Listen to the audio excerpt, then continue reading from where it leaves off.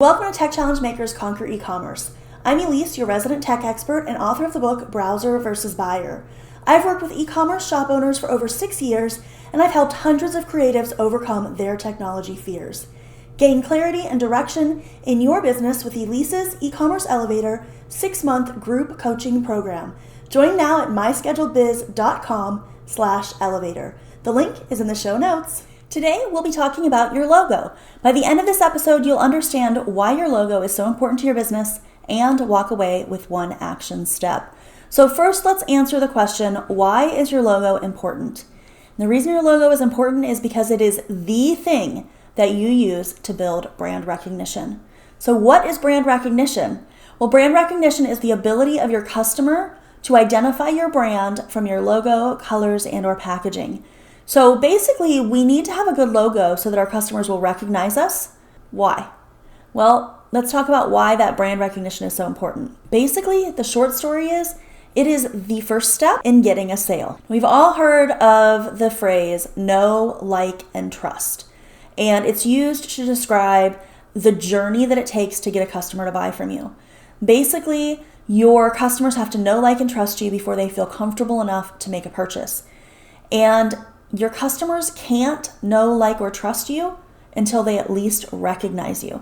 The recognition of your brand is what starts building into that know, like, and trust factor, which is what leads into the purchase.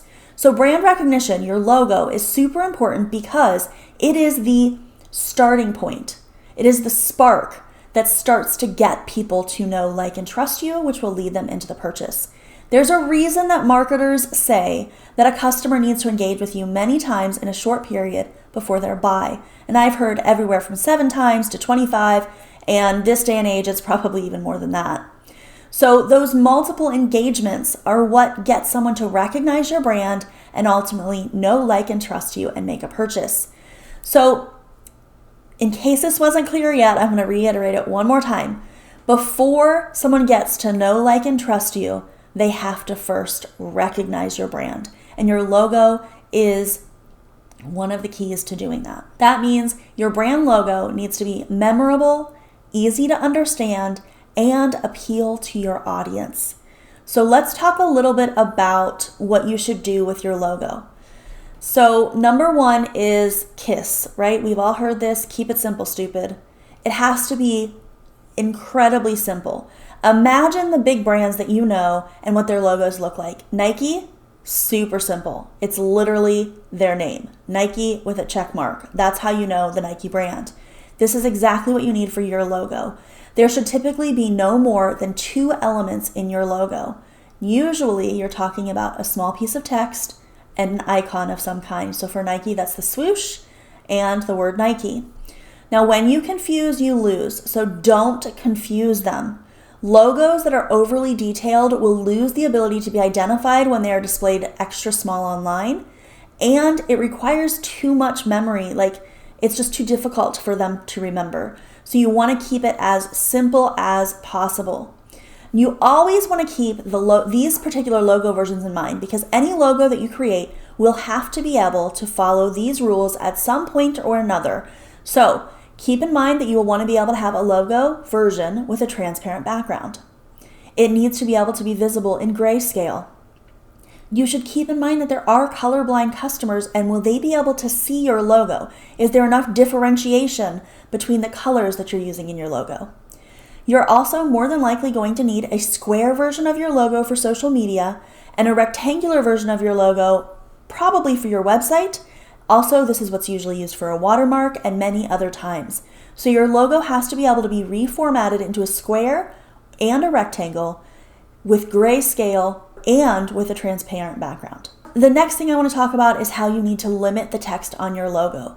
There should be one clearly defined word or phrase, and that's going to make it easier for your logo to be used online for your website. Because if it's got layers of text on it, when you shrink that down for your website or anything online, no one's going to be able to read it. If you shrink that logo down for an ad of some kind, no one's going to be able to read it.